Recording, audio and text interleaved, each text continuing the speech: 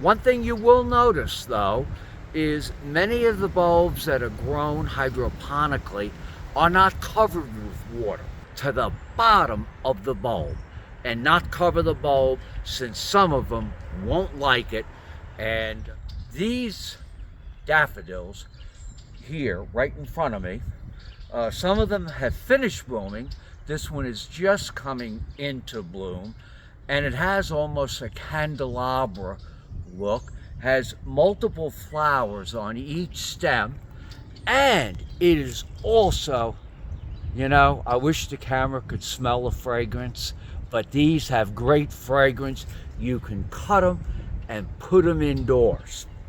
So just to show you a little bit about the different types of daffodils, this is a great small flowered one that will complement this daffodil in the garden. So sometimes I like to complement the daffodils with other daffodils that bloom at the same time. And if you look very carefully here, this one has a lot of roots. So these that have been grown by Bloom Maker in water are producing great roots. One thing you will notice though is many of the bulbs that are grown hydroponically are not covered with water. So like if you're dealing with tulips or hyacinths or daffodils, you want the water to come right up to the bottom of the bulb and not cover the bulb, since some of them won't like it, and they're not going to last as long for you. So right here I found a great spot. If you look here, we're going to dig. Always when you get your workout,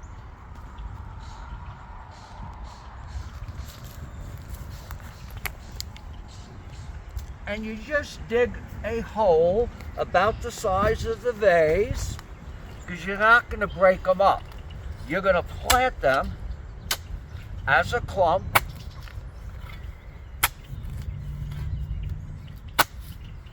And you can add a fertilizer or organic matter if need be.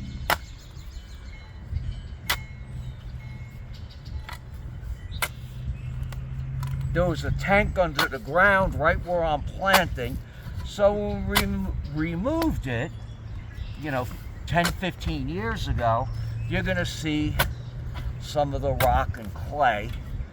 Normally I wouldn't plant in this, but daffodils, as you can see here and here, enjoy it. You're gonna plant this again 7 to 8 inches deep. Tell you, the soil drains well, has some clay. Clay is great for plants as long as it's not solid clay.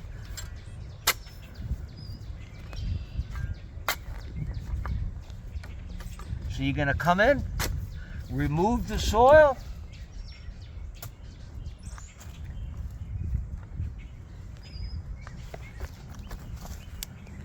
just like this. If you want, you can add a little organic matter. You can add organic matter on both these piles and then fill back in. So what you're going to end up with, that are going to look like this, with nice roots. 7 plants, it appears, on this pin tray. Now I will show you this one. You can also have daffodils with much larger trumpets, and Bloom Maker produces a variety of daffodils, different types and colors, hydroponically in water. But when your daffodils are finishing their bloom, and we can see it right here, look at this. You can see this daffodil is sort of shrinking, and this one flower right here is withering. So I'm going to guess in about a week it's a perfect time to take this. You're going to gently remove the pin tray. You can use that for other flower arrangements, and you're going to plant this right in the hole here, 7 to 8 inches deep. And daffodils are great because they're deer resistant.